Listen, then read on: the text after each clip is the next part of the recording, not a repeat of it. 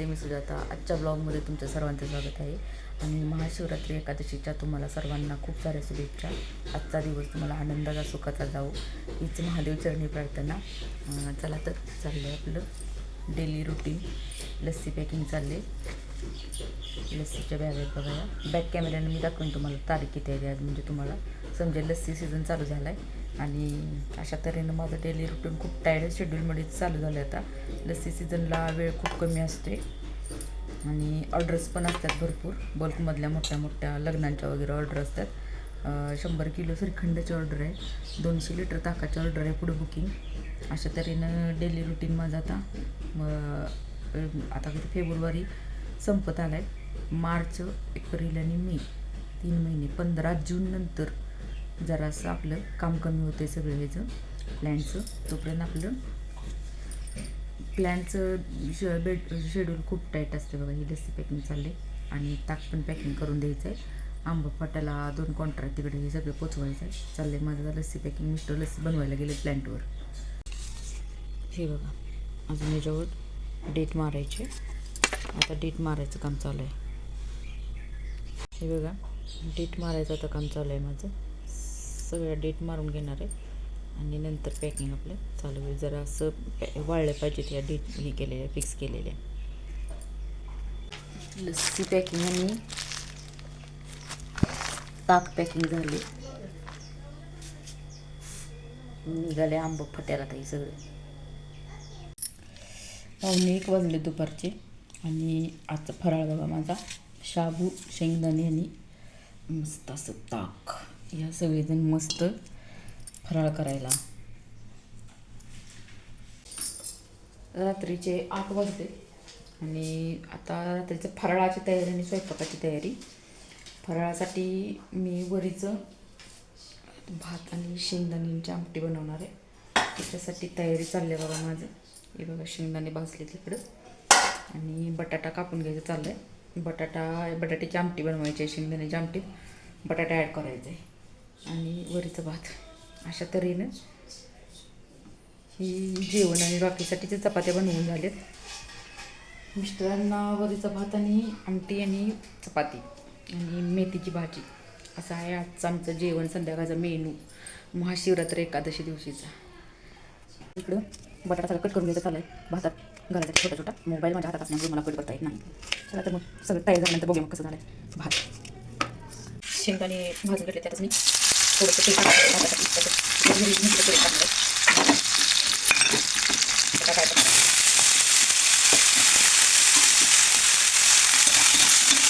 Almost बटाटा भाजी झाला आहे. त्यामुळे त्या चवीनुसार मीठ ॲड करणार. जेवढं आपल्याला हवायचं भातासाठी जरासं जास्त असतं. आणि त्याच्यात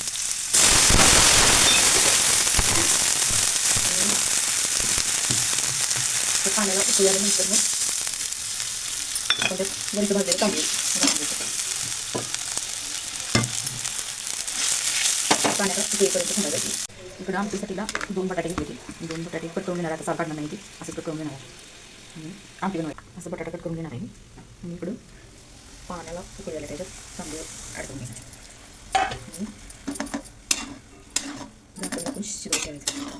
कुठं राहून नाही ते घालायचं. राहून घालायचं. आमटी कुठाच करणार आहे. शेंगदाण्याचीच आमटी करणार आहे. हो तरी खूप नाही घालत म्हणायचं.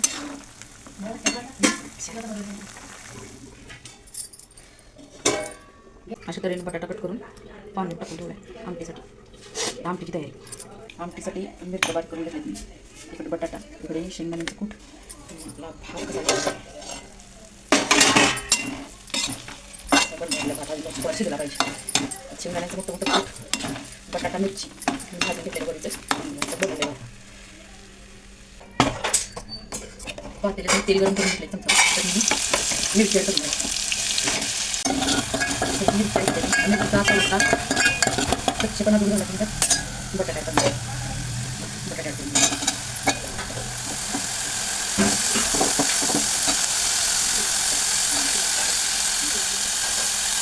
थोडीशी हळद.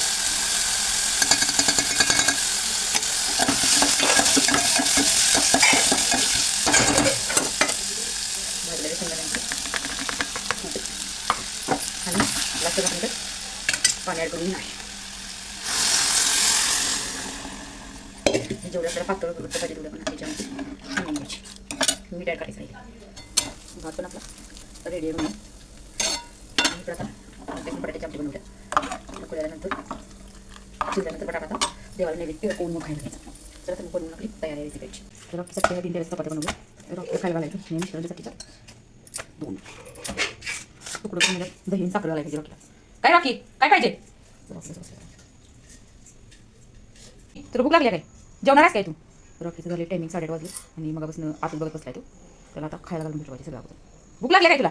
भूक लागली तुला? जेवणार आहेस तू? जेवणार आहेस? आता रॉकीला खायला घालून मग तोपर्यंत बटाट्याची आमटी शिजते जेवायचं आपण.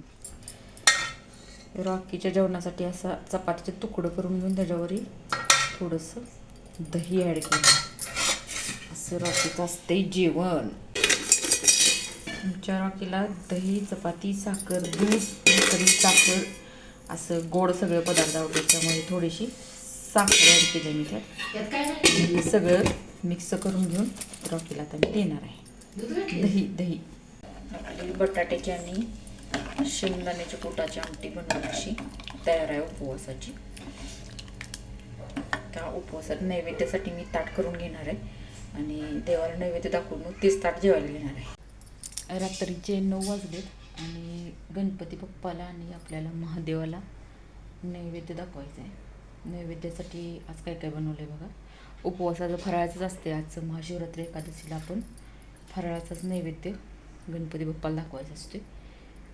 आणि मिस्टरांनी पूजा केलेलीच असते याची, पण डबल एकदा मला पूजा करून घ्यायची असते म्हणून मी पूजा केल्या. दाखवते तुम्हाला मी फराळाच्या ताटात काय काय बनवले ते. हे बघा, बटाट्याची आमटी, केळीत, शेंगदाणेत आणि वरीचं भात. अशा पद्धतीनं आजचं आपलं फराळाचं ताट आहे. आता मी नैवेद्य दाखवून घेणार आहे आणि पूजा बघा आजची महादेवाची पूजा.